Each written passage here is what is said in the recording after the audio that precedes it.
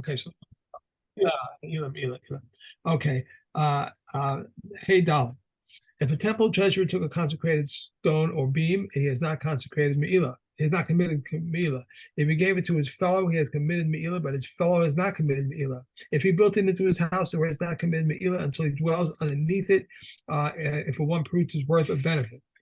If a temple treasurer took a consecrated prute, he has not committed Meila. If he gave it to his fellow, he has committed Meila, but his fellow is not committing Meila. If he gave it to the bathhouse owner, even though he did not bathe, he has committed Meila. The owner can say to him, the bathhouse is open, enter and bathe. His own consumption and the consumption of his fellow, his own benefit and the benefit of his fellow, his consumption and the benefit of his fellow, his benefit and the consumption of his fellow, all combined with one and the other, even though over an extended period of time.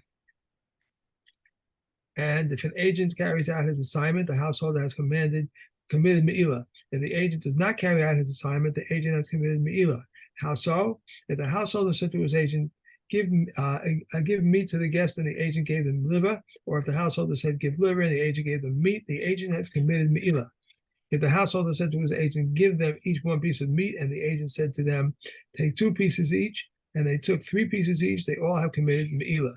If the householder said to his agent, bring me money from the alcove or bring me money from the box, and the agent brought it to him, even though the householder says, I only intended for him to bring it from the hot place, and he brought it from his other place, the householder has committed Meila.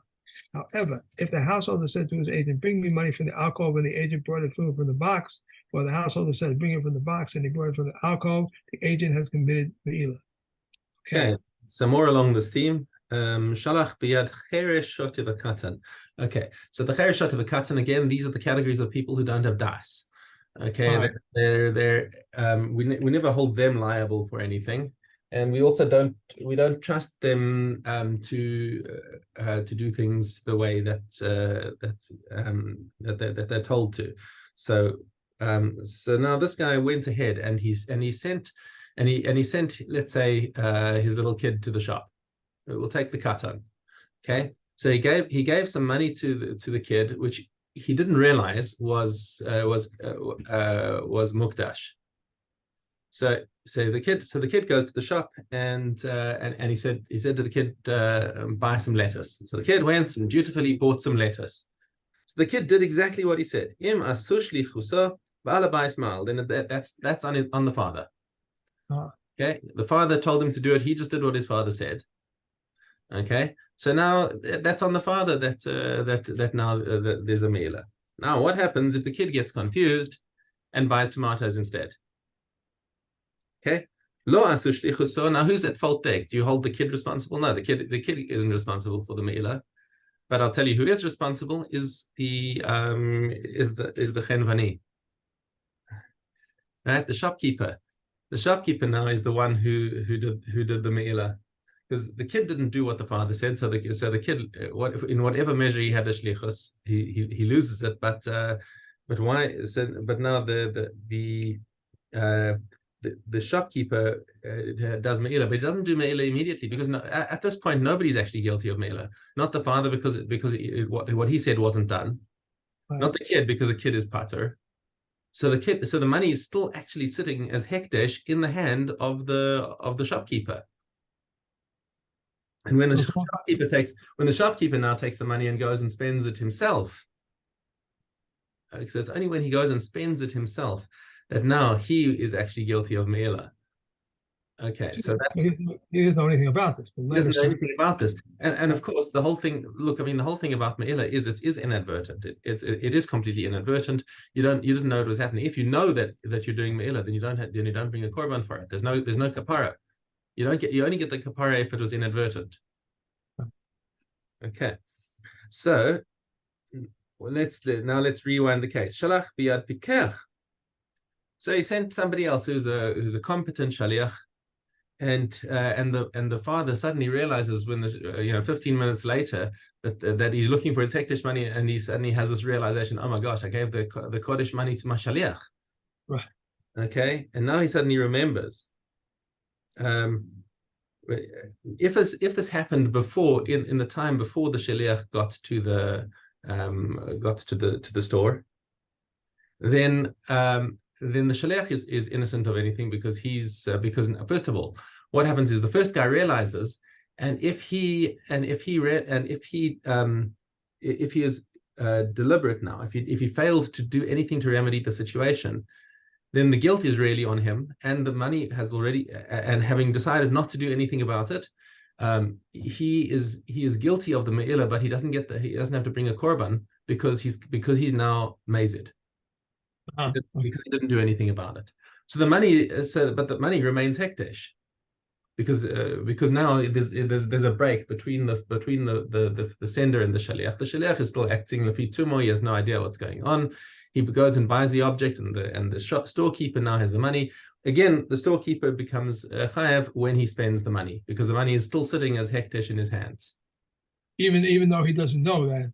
He doesn't know. He doesn't know anything about it. But when it comes out, then he's going to have to do. Then he's going to have a kapara. So if you've got a situation over here. What should the Baal Habais do if he suddenly realizes that he gave them the wrong money to his shaliach? Not tell pruta or kli. Then he takes a coin or some kli in his hand, and he says, "V'yome pruta shel hekdesh b'chol makom shehi mechuleles al zeh." He redeems it immediately onto this object over here, transferring magically the kedusha from wherever the shaliach is, goes through the air and zips in and comes onto his coin over here. Okay, and now the shaliach is holding the chulin, and nothing goes wrong, and everyone is fine now. Okay, shehekdesh nifte bekesef ubeshev shava kesef, because you can redeem hekdesh onto money or any sort of monetary equivalent. Okay, Mishnah Gimel Nasan lo pruta. So now the Baal Habais gives a pruta to his shaliach, and doesn't realize, of course, that this is a hekdesh pruta. And he says to his shaliach, "Haveli bechetzia neros ubechetzia pesilos." He says, "Listen, I want a half pruta's worth of candles and half a pruta's worth of wicks."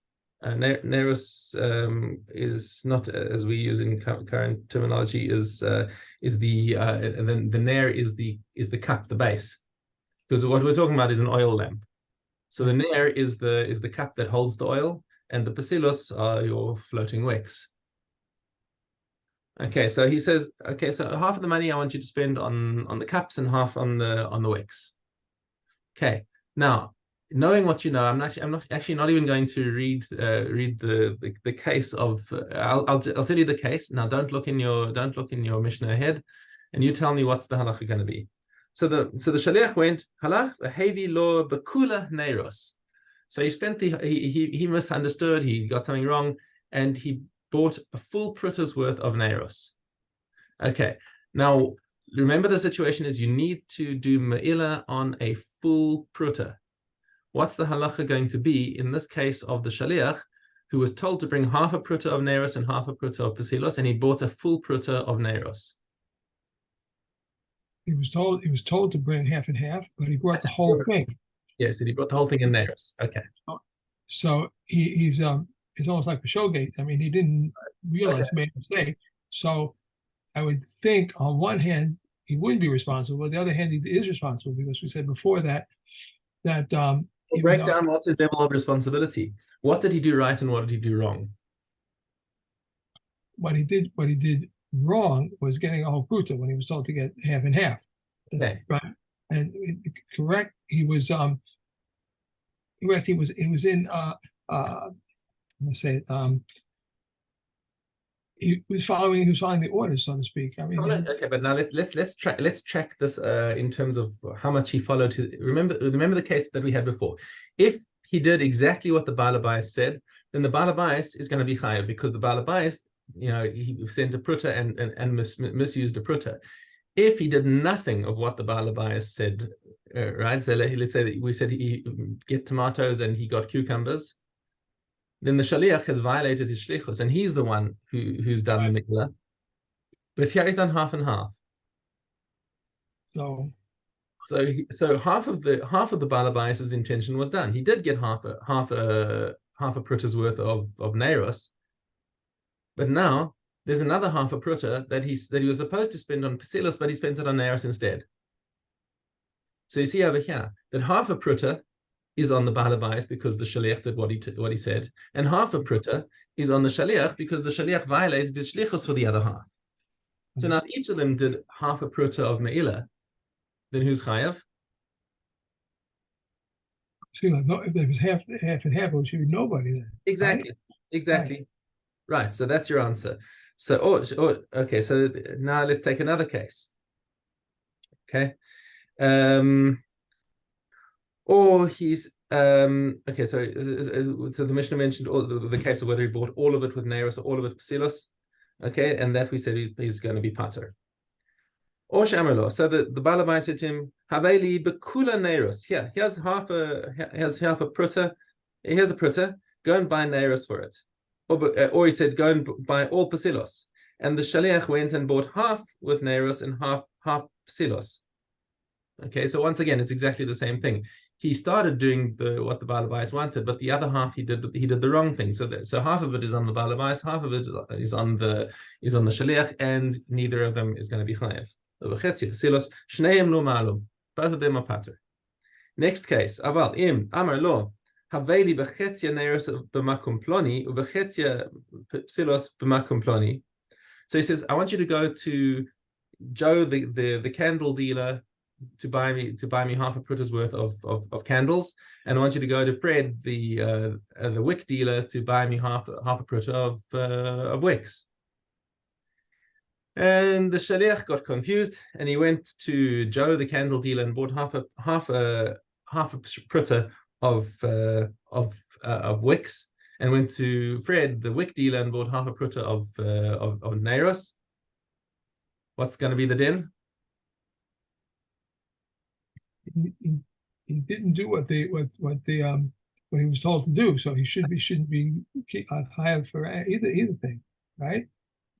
Well, so the balabais is going to be pater because the shaliach violated the shlichus. And what about the shaliach?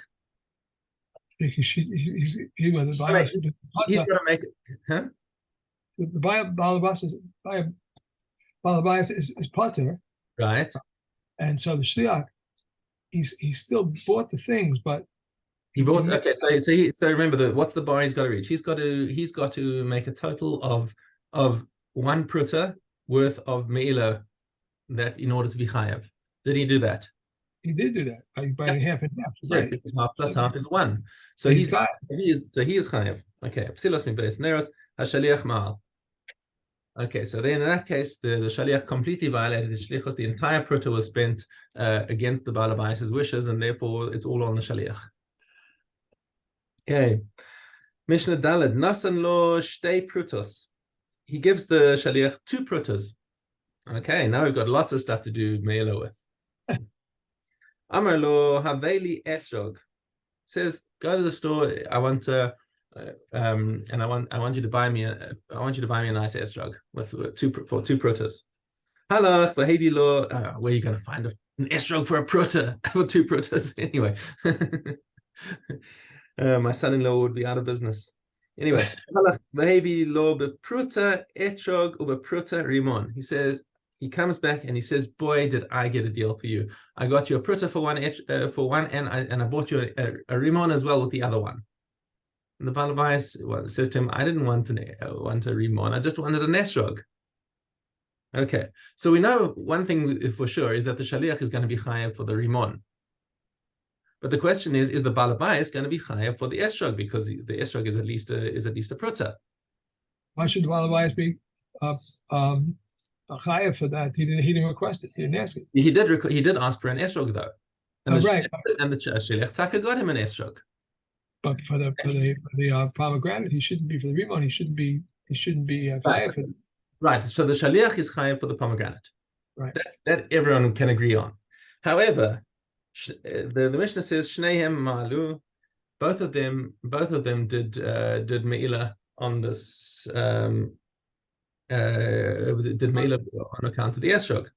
Rabbi Yehuda disagrees over here and says no, balabais lo mal. He says, why are you blaming the balabais for this?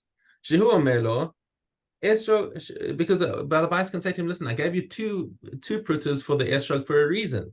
Meila, esrog gadol hayisi mevakesh. I wanted you to spend the entire two so you could get me a nicer esrog. You bought me a rubbish esrog with only one with only one pruta. They basically cut and vera. Okay, and you brought me back a small one. Now, according to the Gemara, this is talking in a case.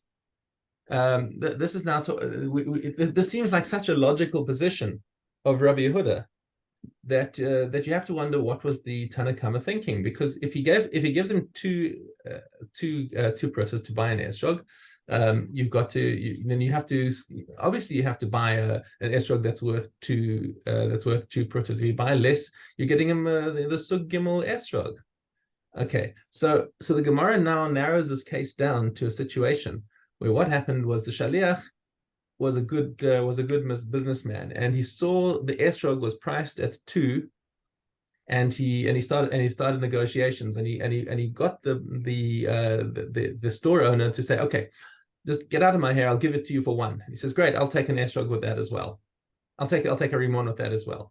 So the rimon taka was the esrog taka was worth 2, and now that means that according to the Tanakama, he got what he wanted. He got an esrog that was worth 2.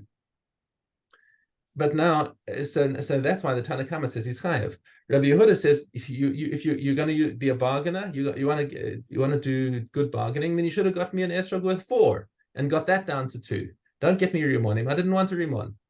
So now that's why he says that the Balabayas is completely pater, because implicit in the Balabayas sightment is negotiate the best deal you can for me for an esrog with 2, whereas Rabbi Yehuda is saying that's Rabbi Yehuda's view is that that the Balabayas is saying when he gives him the 2 prutas, says go and negotiate hard for me, get me some the best you can for the 2 prutas, whereas the Tanakama is saying I want an esrog that's priced at 2 prutas.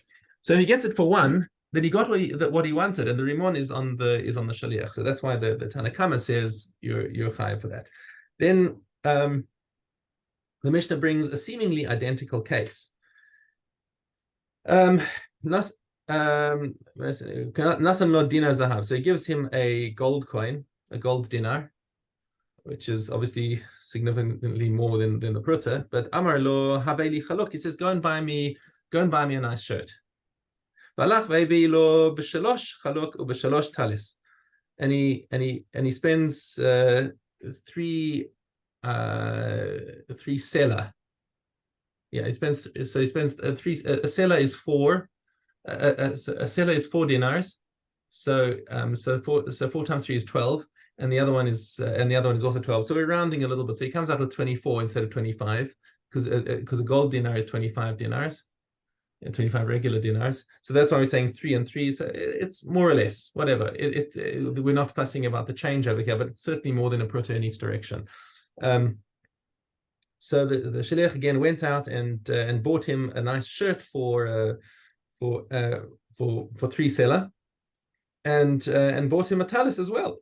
Said, yeah, look what I did. And it turns out that the dinar zahav was hekdesh. So again, it's exactly the same argument. Shnei malu. The Tanakama says this is both of them have committed Meila, the Balabais, because again, this is a shirt that was originally priced at a dinar zahav, and the shaliach went and negotiated hard and got it for him cheaper and spent the change on something else. So what he spent the change on is on the shaliach, but what he spent the original on is on the Balabais. Okay, and Rabbi Yehuda comes and says, "Balabais lo mal shuamelo chaluk gadol hayisi mevakesh ve'vesali katan v'ra." Said, you got me a shirt that was less than you could have negotiated. So again, Rabbi Yehuda takes the perspective that the money that I gave you was to negotiate with and get me the best deal you could, and the Tanakama is saying just spend that. This is for whatever this says. The price tag says, and therefore he does get the Meila. Okay, let's do Chazar. Okay. We're gonna finish this tomorrow. So where we go for Meila? Oh, are we finishing Meila tomorrow? Yeah, it's exciting. Okay, next is Tamid. Hamid. Okay.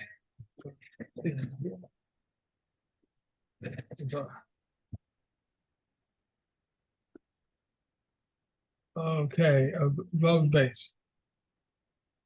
A household was sent consecrated money with the muted deranged person or minor. And you're going back to what we just Back. learned. We're on base Vav. I thought you were going to be in the right place, but coincidentally, we happen to be on base Vav, not Vav base. Base Vav. So I took the thing out. Okay. So wait a second. Okay. That's what we're doing, Chazar. That's what we just learned a minute ago. Was the Okay. Base Vav. Here we go. The Sey Alechem are subject to Meila from when they are consecrated. Once they cross to the oven, they become prepared to be disqualified through contact with the Tevel Yom and through contact with Mechusha Kippurim, and they become fit to slaughter the Shalom offering on account of that. Once the blood of the lambs is sprinkled upon the blood, one is liable on account of the Sey Alechem for a pigol, noser, tame, and they are no longer subject to Meila. The lechem upon him are subject to Meila from when it is consecrated. Once it crushed in the oven, it becomes prepared to be disqualified through contact with the Tevel Yom, through contact with the Mechusha Kippurim, and it becomes fit to be arranged upon the Shulchan. Once the spoons of the Levana are offered upon the altar, one is liable on account of the lechem upon him, the pigol, nosa, and tame, and the lechem upon him is no longer subject to Meila. The mincha offerings are subject to Meila from when they are consecrated. Once they are consecrated in a sacred service vessel, they are prepared to be disqualified through contact with the Tevel Yom, through contact with the Mechusha Kippurim, or through remaining past their time. Once the comments is offered, the mincha, the pigol, the noter, and tame, and the remembrance are not subject to Meila, but the comment is subject to Meila until it goes out to the place of ashes. okay. Next. Oh, you have time? I'm sorry. Time? You have to go? No, I'm fine. I've got 5 minutes. Let's go. Arachin. Okay. We're gonna finish the talk. Wait, I have to write this down short, so don't forget. We said we're starting tomorrow. Tamid, and add to the list tomorrow. I won't forget otherwise. Okay. A city whose roofs constitute its wall, or one that was not surrounded by a wall from the time of Yeshua ben Nun. Ben Nun is not treated according to the law of the houses of walled cities. Those are the houses of walled cities. These courtyards consisting of 2 houses, each surrounded by a wall since the days of Yeshua ben Nun. For example, all Kach of the Sephora, Gush Kalav, Old Yopas, Gamla, Gilod Kadid, Idod Kadid, Ono, and Yishulayim. And the same for all of them are like them. The houses of the open houses, towns are according to the advantages of the houses of walled cities and the advantages of fields. They may be redeemed immediately and may not be redeemed for the entire 12 months like houses, and they go out in Yovel with the deduction of money like fields. They are the houses of open towns, 2 courtyards consisting of 2 houses each, even if they are surrounded by a wall from the town of Yuzman, are judged to be houses of open towns. If Israel inherited from his maternal grandfather, a Levi, which he does not redeem according to this order, and so too if a Levi inherited from his maternal grandfather, a Yisrael, he does not redeem according to this order. As it is says, for the houses of the cities of the Levium, unless he is both a Levi and the cities of the Levium. These are the words of Rebbe. The sages, however, say that these matters were stated only concerning the cities of the Levium. We may not make a field into a clearing, nor a clearing into a field, nor a clearing into a city, nor a city into a clearing. And Eliezer says, so what does it supply? To the cities of the Levium. But in cities belonging to the Yerushalayim, we may make a field into a clearing, but not a clearing into a field, and we may make a clearing into a city, but not a city into a clearing, lest they destroy the cities of Israel.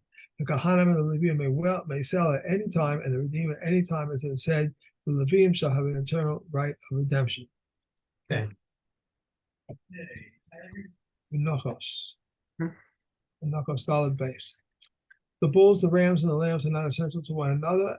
Another validity. Rav Shimon says if they had many bulls but no libations, they should bring one bull with the libations rather than offering all of them without libations. The bull, the rams, and the lambs and the goat not essential to the validity of the bread, nor is the bread essential to their validity. The bread is essential to the validity of the lambs, but the lambs are not essential to the validity of the bread. These are the words of Rabbi Akiva, and Rabbi Shimon ben Nana says, not so. Rather, the lambs are essential to the validity of their bread, while the bread is not essential to the validity of the lambs. For we found that when Israel was in the wilderness for 40 years, the lambs were offered without bread. Therefore, now too, the lambs can be offered without bread. Says Rabbi Shimon, the halacha follows the words of Ben Nanas, but not for his reason. Whatever is mentioned in the book of Numbers was offered in the wilderness. And whatever is mentioned in the Leviticus was not offered in the wilderness. Once they came to the land of Israel, both these and those were offered. Why then do I say that lambs might be offered without bread? Because the lambs render themselves permissible without bread, but the bread without the lambs has nothing to render it permissible. The Talmud offerings are not essential to the validity of the Musaf offerings, nor are the Musaf offerings essential to the validity of the Talmud offering, nor are the Musaf offerings essential to each other's validity. They did not offer a lamb in the morning. They should nevertheless offer one in the afternoon. Reb Shimon, when they acted under constraints or unwittingly, however, if they acted intentionally, they did not offer the lamb in the morning, or they might offer it in the afternoon. Or if they did not burn the incense in the morning and they burned it in the afternoon. Reb Shimon says all of it was offered in the afternoon, for the golden altar was dedicated only with the burning of the incense, and the altar offering only with the Talmud of the morning. And the shulchan only with the yachim apanim on the Sabbath, and the menorah only with the 7 lamps in the afternoon. Okay. That's it, and I'm gonna have to run at this point, so I'll leave you to do Nida Pesachim and Bava Metzia. Okay. Okay. Great, then. Thank you. Wonderful day. See you tomorrow, Mitzvah Hashem.